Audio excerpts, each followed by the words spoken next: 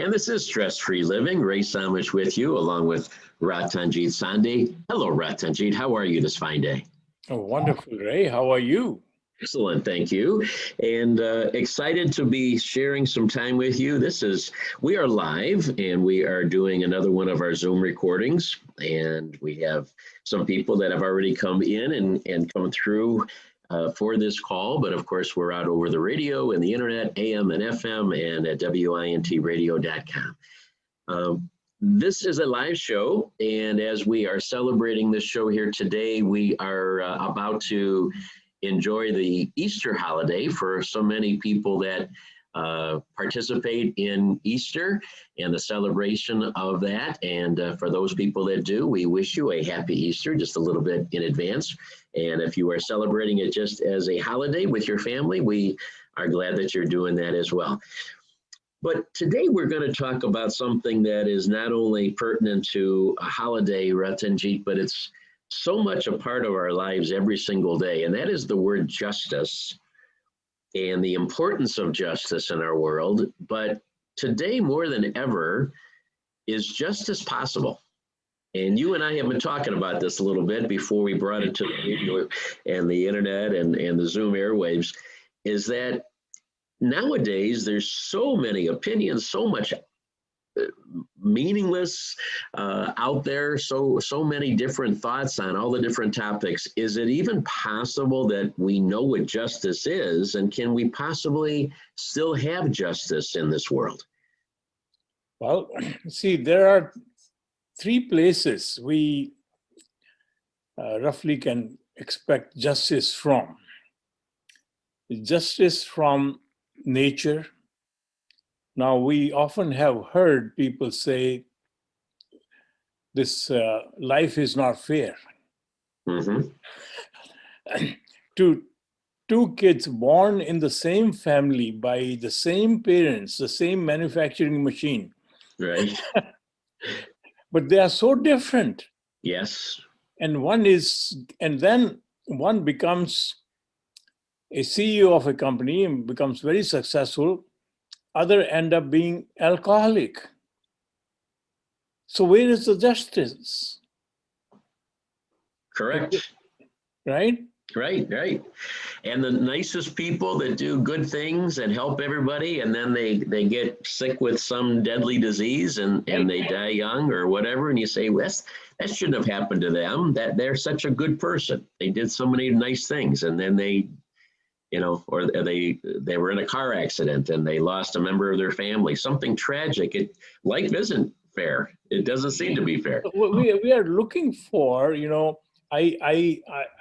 all our relationships are based on pseudo justice.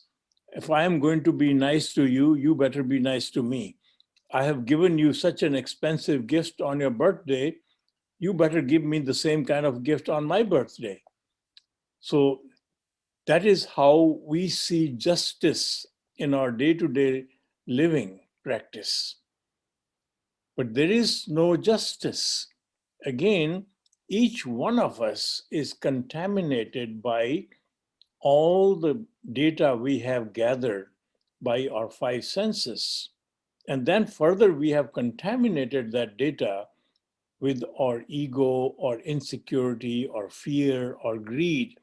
So as a consequence, the data we carry through which we make all our decisions are erroneous, if not incomplete. So how do we carry justice? And then the second justice is the justice we do to ourselves. We never do justice to us. We compromise our entire life by eating wrong food, by having wrong thoughts, by having wrong expectations. As a consequence, we don't do justice to ourselves. If we cannot do justice to ourselves, Ray, how can we expect justice anywhere around us? So that is the irony. And then what we call justice in the legal system, that is all political interest. which have created laws. And then depends on who the judge is, who our attorneys are. The whole thing is completely based on circumstances. So there is no justice. So you've laid that out very nicely. Nature, justice in nature, justice for ourselves, justice for others, and then this whole complex machine that is the legal system that we all know is terribly flawed, and it you know, and then it does become contaminated, because if the legal system says, okay, this person is guilty and they get 10 years in prison, there's still some people say, well, that's not justice. And yet the system worked, but did it work at the end? Because should that 10 years be 20 years, or should it be 100 years, or whatever it is? I mean, there's always these perspectives on what justice really should be.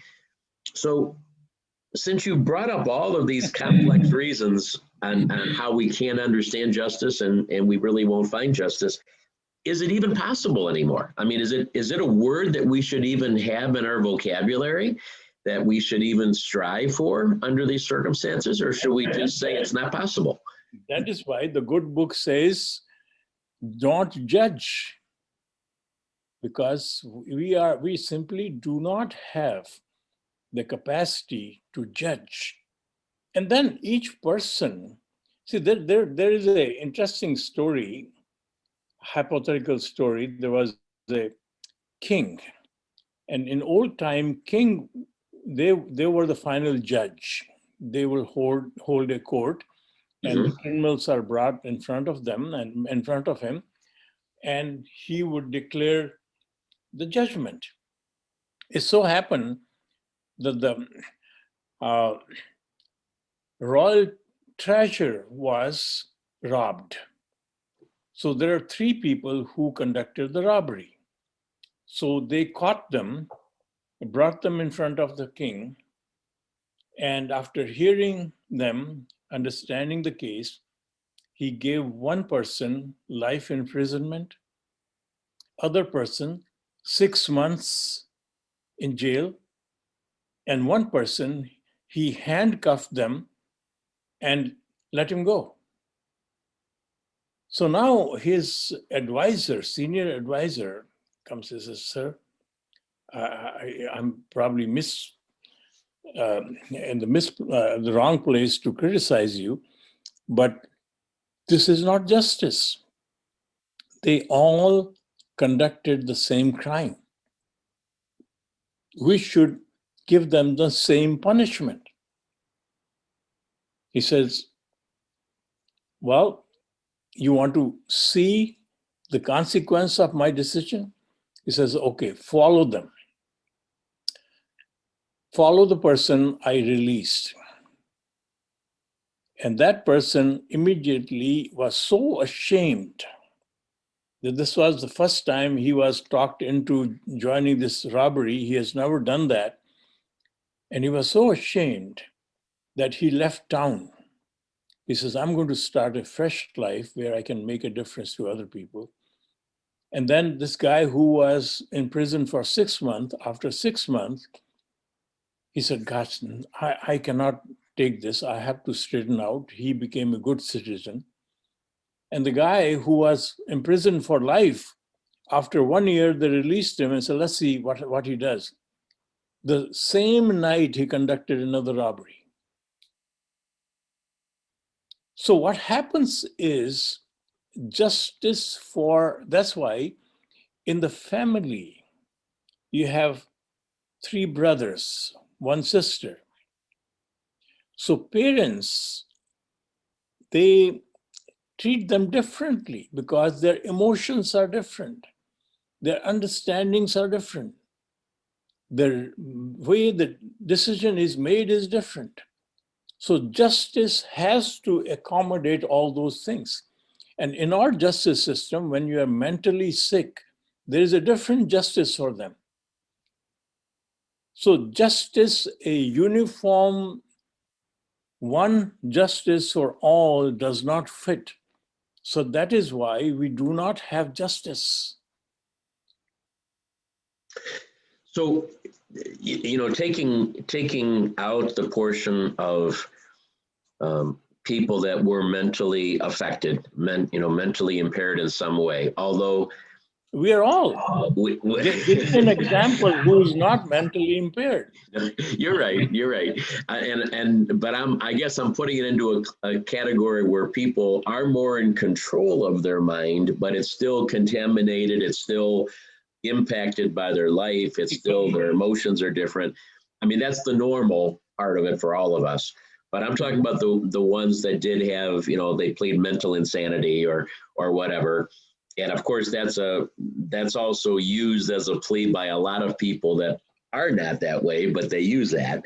But taking that segment out and just looking at the normal people that I agree with you, we're all impaired by our mental process to some degree. Within that range of people, though, is it possible that the judge and the jury and even us as individuals, if it isn't something in the courtroom, can really understand what people think and the reasons why they do what they do, and to project what would happen to them in the future if I treated them this way or treated them that way? I mean, we're taking an already very, very complicated situation of determining what and who and how, and now we're adding another layer, a deeper layer to it. And again, I keep going back to that same question: is it even possible? I mean, is this something that a human being is capable of doing today? Let me address the mental issue first. Okay. So in your life, Ray, I've never seen you lose your temper, but I'm sure that you have lost your temper sometimes in your life. And then at that point, the things you have said, you have resented later on. Regretted. Yeah. And regretted later on. And so at that time, you lost control. Right. So anger gives you mental condition of disability. You lose control. Yes. Depends on what makes you angry. And if the anger is further fueled by the party who is the reason for you to get angry, they continuously keep on saying the same thing and keep on fueling you to get angrier. So you can come to a point and you can hit them. And when you hit them, there could be a point that you can kill them. And now our justice system says hitting is okay, but if you kill them, you have killed them. You are a murderer. Right. Right? It's the Right. same emotion which is doing the same thing. Yes, there is a premeditated murder, which is different. Even in a premeditated murder, that person is sick. They have a mental condition of wrongdoing. They have the wrong thought in the process. If the food you eat has bacteria in it, it's going to make you sick, although it looks normal food. So once the bacteria of hate, once the bacteria of misunderstanding, once the bacteria of false belief, bacteria of lies gets into you, you end up making wrong decisions. And the justice system is after the fact. It doesn't correct. We have in America only 4.4% of the population of the world. We have over 26% of prisoners of the world in this country. Have we improved them? Have we modified, corrected them? They are supposed to be correctional institutions. Right. But we have completely failed to correct them, because our whole system is designed to, if something bad happens, we immediately want to find who did it. Let's catch him. Let's put him in the jail. Let's hang him. And that has compromised our society completely. We need to correct people. We need to correct their data. This human being is imagine if we are in the robot age. You have 10 robots in the house. Okay, one is doing this thing and one is, we already have, although we don't call them robot.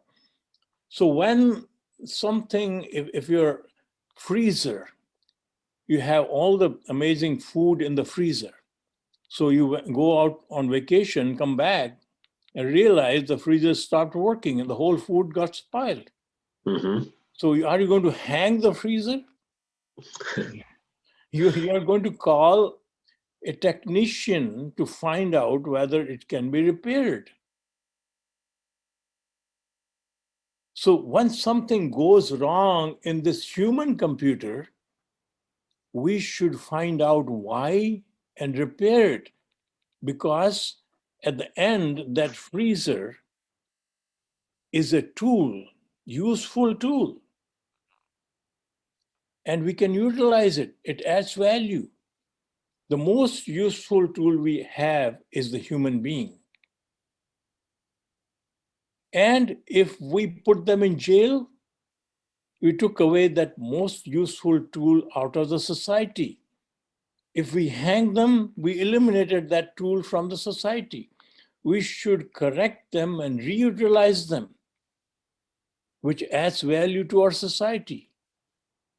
Our biggest treasure, resource, wealth is in the humanity. And what we do is we put them in jail.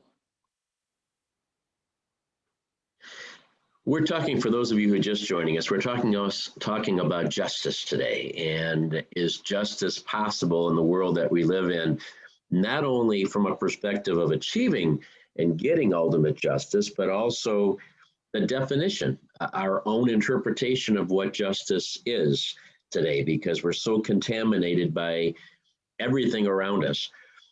Ratanjit, you started something and then we branched off, as we often do. You started off talking about nature's justice. And so often you show nature as an example of how we act as humans, because we're part of nature. And the plants and human beings very often do replicate each other, because how we are designed to be in nature is often how we should be as humans, but we go astray. Our brain takes us astray from that. So when we come back from our first break here, I'd like to go back to where you started, to what we expect of nature in justice. And when there's a beautiful town in a small area where all the people are good to each other and there's no crime and everybody is wonderful, and then a vicious hurricane comes in or a tornado comes in and destroys property and kills people. And you look at that and you say, where is the justice in that? And that's natural justice or natural injustice, as the case may be. So I'm going to give you a couple of minutes to think about that. And when we come back from this first break, we'll start with where you started, nature's justice. And then we'll move on and cover the other ones over the course of the show. What we expect of ourselves, justice in our own lives and our own meeting our own expectations. And then we can get on to the justice system around us and judging others, if we should be doing that. This is Stress-Free Living. Very complicated topic today. Hopefully we will simplify it and it'll help us remove the stress. But I think it's a great topic, because trying to find justice in our world today is something that certainly is creating a lot of stress for all of us. Ratanjit, Sondhe, Ray Somich, we'll be right back in just a moment. Welcome to all of our viewers here. Hi. Thank you so much. Nice to see your wonderful smiling faces here today. Thank you for joining us. Oh gosh, my daughter is there. And my brother is there. Two of my brothers are there. Boy, you have beautiful family. How Yeah. they all look so handsome and beautiful. But there's nobody as handsome as you are, Ray. Oh yeah, right. Right. Okay, so here's the deal for those of you that haven't been with us before. Yes, you unmuted yourself. You can talk freely during this couple of minute break while we have commercials on the radio. So feel free to. Couple of we have a minutes. couple minutes. If you want to share any thoughts with us and say hello, you can do that. But then when you hear us go back on the radio, you got to be quiet. Sorry, but at the very end, we'll talk with you. Anyone have anything to say? Yeah, Yes, sir. Quickly. Yeah, go ahead. I'm looking to, and by the way, I never thought about this subject before, but listening to Sondhe Saab, my thoughts started to flow, and I'm looking at how do we really truly define justice? What we know is probably the justice that is defined in the law by various countries in various, like according to various situations. And according to different time, the justice gets defined differently. But when we go deeper, I'm asking a question to myself, what really is justice? Yes. Beautiful. Good Thank question. That's what Ray is asking. Kai, you're muted, Kai. Okay. No, I'm sorry. There. Is that better? Good morning. Namaste. We're starting the show, I think.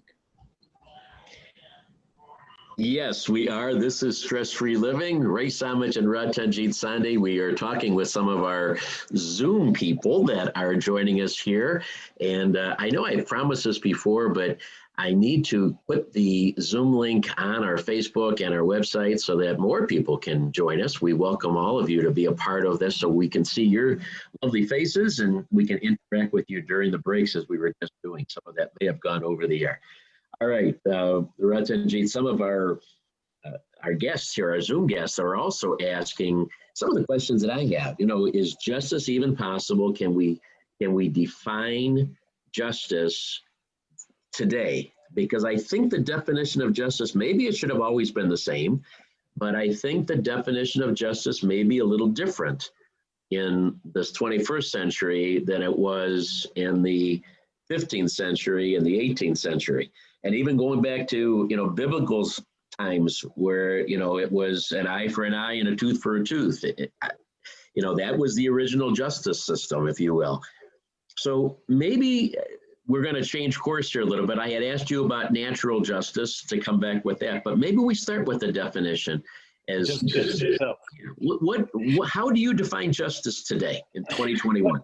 Being a scientist, a chemist, so science is based on justice, means a particular element acts in a certain way under set of certain condition. It's just like water. It boils under the normal atmospheric pressure at 100 degrees centigrade, Fahrenheit. Sorry, 100 degrees centigrade. So, and it can, when you heat it, it becomes vapor. Right. And if you freeze it, it becomes solid. And then also we learned that if you contaminate this water, put salt in it, it does not freeze at 32 degrees Fahrenheit or 0 degrees centigrade. We lower the freezing temperature. That's what we do on highways. We put salt and melt ice. So these are the things it's all scientific judgment. We can rely on it, right? Right. So in life, See, what happens is, why if I'm going out and suddenly I'm lost in my thoughts and I stumbled upon a brick and fell and broke my arm. So where is the justice? So naturally, what happens is, if you understand why tornado comes and hits and why all these things happen, we have to understand there are three forces in nature. There's a positive force, there's a negative force, and there's a neutral force. So it's like, think of driving a car. The accelerator is a positive force, and a brake is a negative force, and the driver is the neutral force. Now, you cannot drive the car without all these three. So positive is not good or negative is not bad. So similarly, in nature, when we do not comprehend, do not realize, if we are building homes which can be blown away with 100 miles an hour wind, when our home is blown away, we blame the nature. But if we are in that area where these tornadoes and hurricanes come, then we have to design homes which can last that kind of condition. So when we climb Mount Everest, most adverse conditions, but when we learn how to cope with that, we are able to climb Mount Everest. So it's not a question of justice. It's a question of comprehension of the rules of the game, law of the nature. You know, the difference, though, is that human factor again. I mean, you just said, if we always think of that neutral force as the human, and in the case of building the homes, that's the human decision. That's the human element that says this is a good enough home. It's not necessarily neutral, Ray. Human being has positive and negative thoughts going on in his head. We have all the three forces present within us. Okay. So if I'm not focusing on what I'm supposed to do. I'm designed to not judge. I'm designed to add value. I'm designed to serve the universe. But I serve that universe one person at a time, one entity at a time, one part at a time. And if I take away my focus from that, then I go into what is in it for me. When I segregate myself as a separate entity, I am Ratanjit. I have to take care of me first. Then whole thing goes haywire. Okay, you're hurting my little brain here, Ratanjit. You're overwhelming me with the complexity, and maybe our other viewers are right with you, but I'm not. I get nature, so let's go back to that for a moment. And you've explained that better than any person I've ever talked to, because I've asked a lot of religious people in my life, why do bad things happen? Why are there hurricanes, and why are there vicious storms and forest fires and all these things that destroy people's property and destroy human life? And I always get a combination of answers, but nobody has ever explained to me that there's three types of forces: positive and negative and neutral. I've never heard that kind of a concept, and it's excellent, because there always is an equal and opposite reaction. There always are good forces and bad forces, but I never kind of thought about it in nature before. So we can't eliminate all of those negative forces. They're all needed, Ray. You Right. cannot drive a car without brakes. Right. No, that's what I mean. You've explained that really, really well.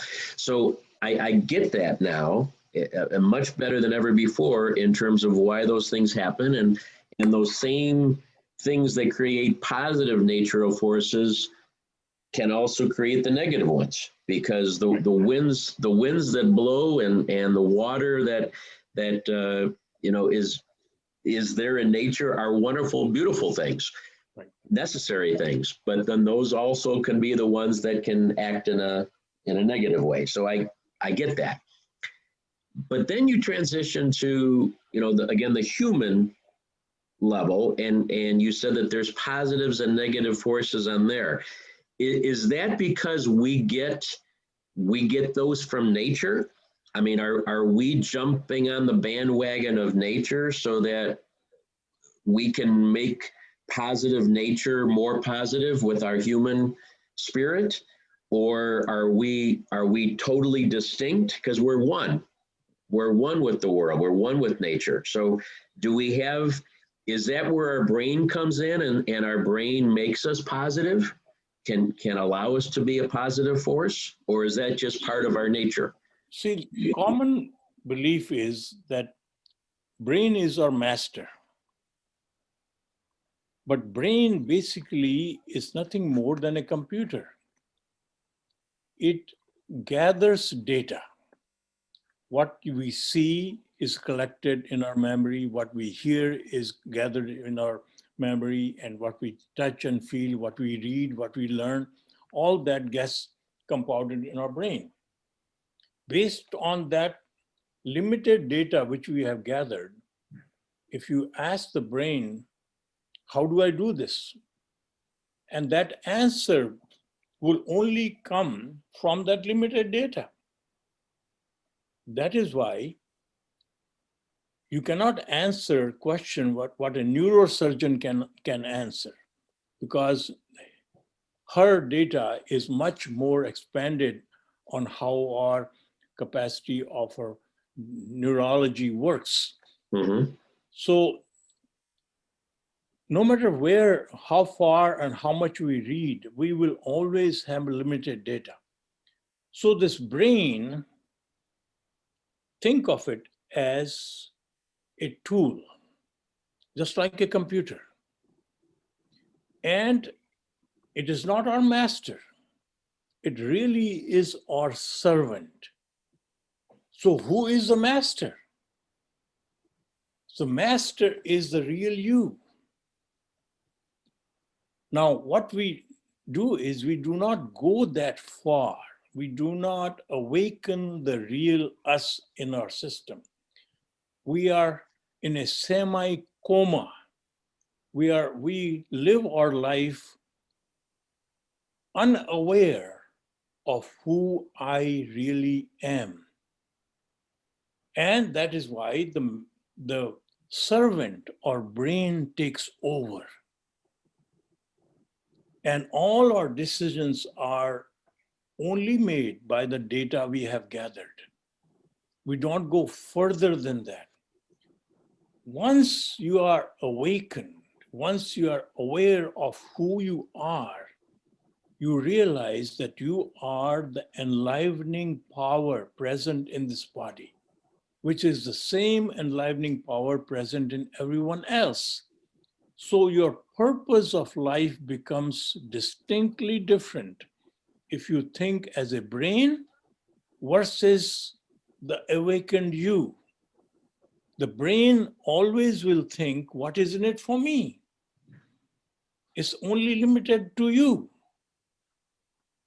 Whereas the real awakened you realizes that it is part of everyone else. So it is always thinking of what can I do to add value.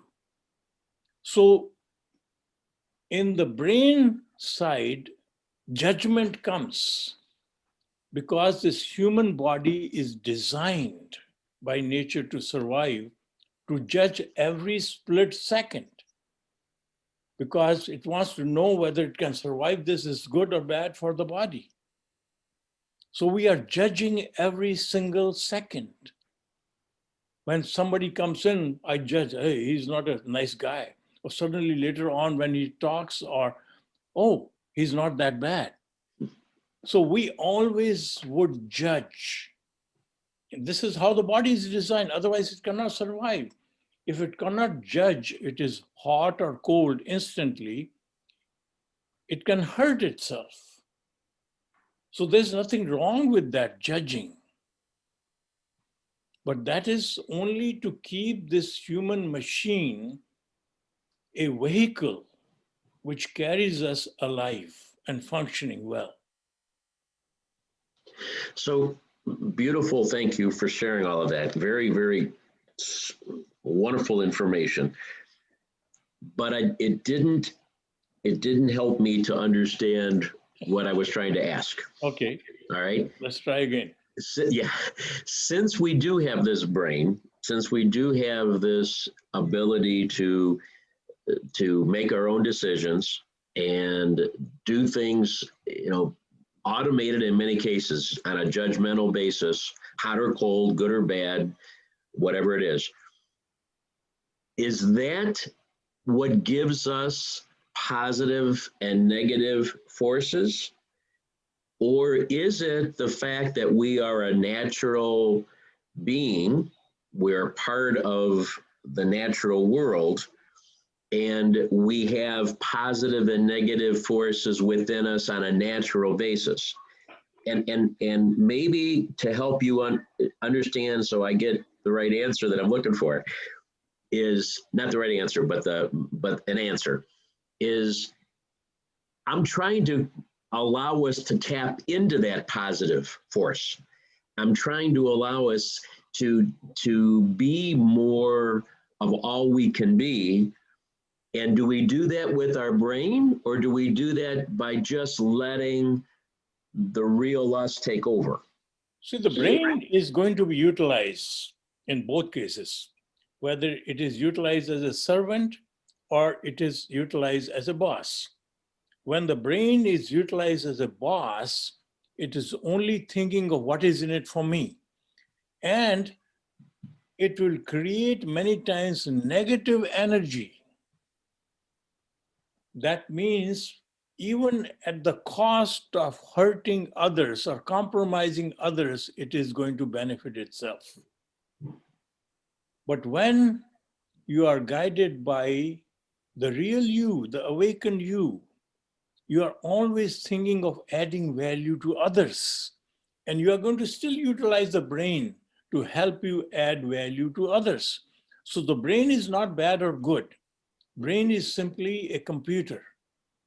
But if it is attached to this human body, which is ego-based, fear-based, greed-based, insecurity-based, you are going to create negative forces. And when you are guided by the divine power, which is enlivening you, which is the real you are always thinking of adding the highest value to others. So then you will ask the brain, so how do I add the highest value? And the brain in his old habit is going to say, what, he hasn't done anything. So I'm not asking that question. I'm asking, how do we add highest value? So you guide the brain to focus on adding the highest value. So that would be a positive force. Okay, so if you do that, is that become accelerated then because you're attaching to the positive forces of nature? Because they're also looking to add value? Does that double the value of the positivity because now you have nature working in alignment with you?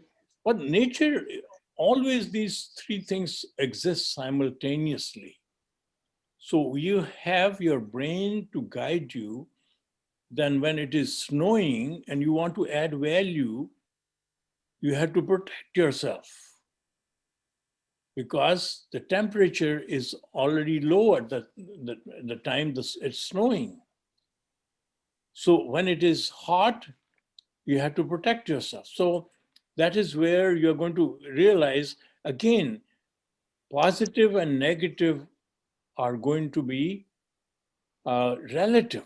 The same force can become positive when we convert flowing water, which is causing floods, into hydroelectricity. We have converted the negative force into positive. So that is the capacity of this brain.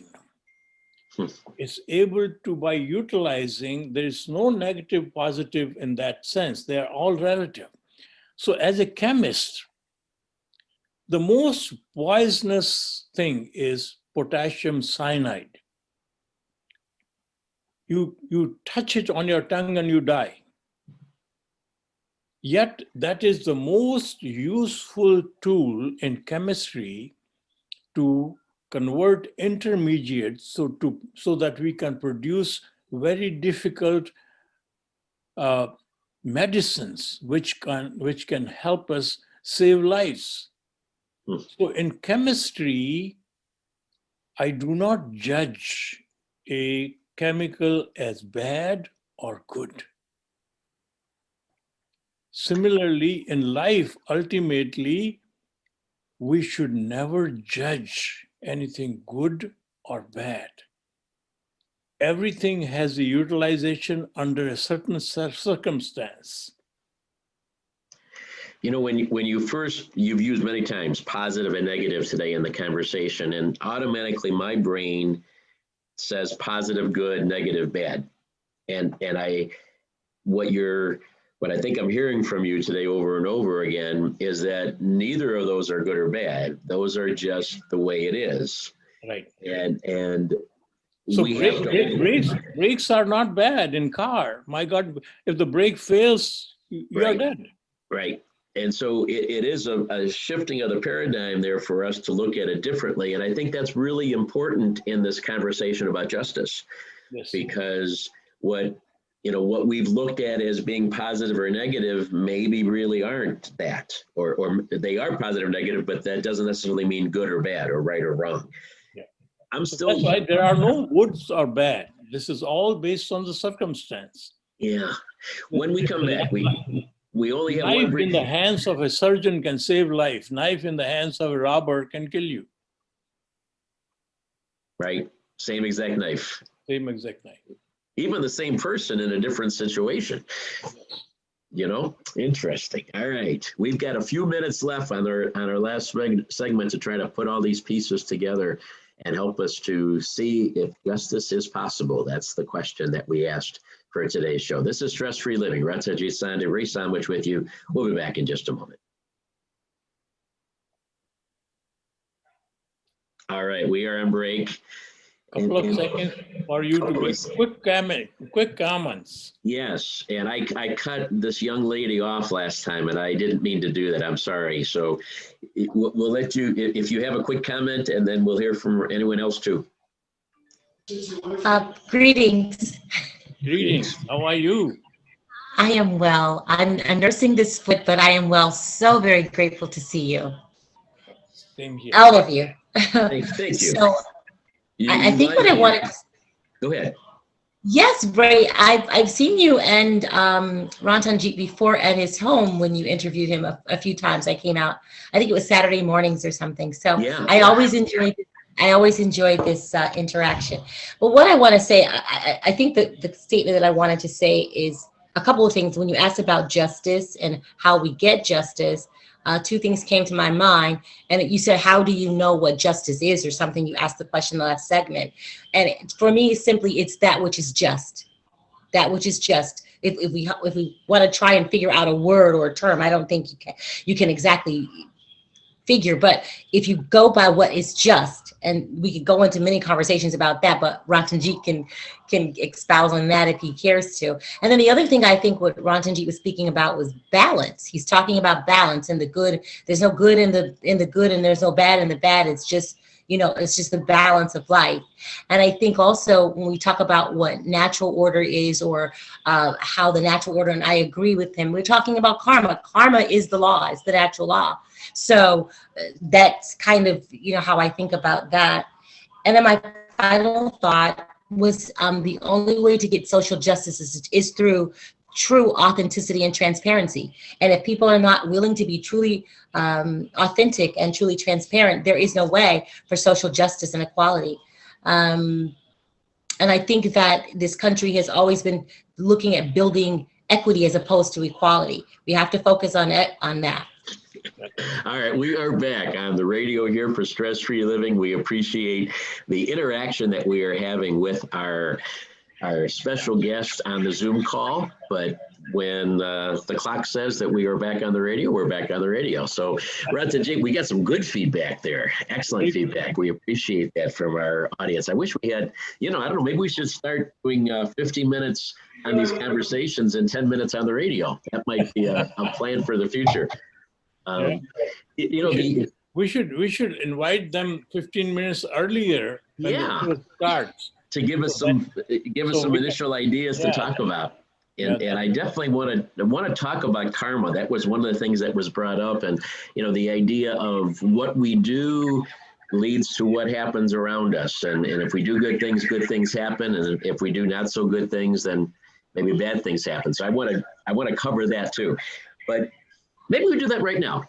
Is that part of justice, Ratanjit? Is that are we expected to do good things, and then if we do good things happen to us? Should that be a part of natural justice? Well, see, Ray, yes, typically that's how it works. I mean, if you behave nicely with someone, obviously you get reciprocated. But ultimately, if you do that with a thinking that you want to be treated better, so you want to treat them better, or you want to get a gift, so you want to give a gift, or you want to treat your customer good so that you can get orders from them. So that thing eventually backfires, because your goodness should come unconditional. And until that goodness comes unconditional, you will feel that somebody has stabbed you in the back, or somebody is not doing justice to you, and you are going to start living in the bitter side of it. You are going to end up compromising your own life. Whereas when you are on the ocean, going on a sailboat, traveling, you have to expect some turmoils in ocean, up and down, good, bad weather. So we have to make room for good weather and bad weather. So similarly in life, when we expect everything good, and when something bad happens, we blame karma, we blame society, we blame everyone. Whereas when challenging things happen, that's where our real growth happens. That's where our real learning happens. It is essential for us to go through difficult time, and we should be grateful for those difficult times, because it is only under those difficult times that we learn enormous amount of wisdom. This recently, the COVID-19, the vaccine and the research we have done is now going to amazingly transform how we see other medical treatments, because of amazing, otherwise this research would have not been possible. Mm-hmm. And look at the Zoom we are using. We have suddenly learned that we don't need this brick and mortar as much as we thought we did, and so on and so forth. So similarly, all the bad situations are gift to us. Anytime anything difficult happen in our life, that is gift to us. And then another thing is, our biggest problem is that we own things. And as a consequence, this is mine. Somebody has taken away. Nothing is mine, including my human body. Everything is a gift. We have to remain in the utter gratefulness mode and look for life as it is gifted to us. There is no good life, no bad life. Everything is an unusual experience given to us to learn, to add value. Ratanjit, we only have a few minutes left, and we could talk about this forever, I really feel. But a couple of things you just said that I want to reiterate, because I think it's something that we can leave with our audience today. And you talked about how many of our actions are done with intent to get something back. So, yes. Okay, so there's no purity in the action. There's in many ways not necessarily a devious plan, but there's definitely a conditional plan that's put into place. So the first thing I think I heard you say that might be a real life lesson for us is that you're not going to get any karma, any natural karma out of doing conditional acts where you are doing them only to get something back. That is not pure. That's not natural. So we want to do unconditional, pure acts of goodness, of adding value, of making a difference. And that's what builds up those deposits for us, if we will, of goodness in nature. Is that a fair statement? Yes. Okay. So we can't do them conditionally, and that's how we do act. We do everything with thinking, well, as I do this, then this is going to happen to me. Yes. And that's not the way nature is. Yes. Right. Okay. See, there is another side of it. There is in Eastern philosophy, we believe that what we get in this life is based on our karma of last life. Right. And so but how do you stop this cycle of this life coming and going and back, coming back? There's also a very deep thought which says, quit doing the karma. How can you quit doing the karma?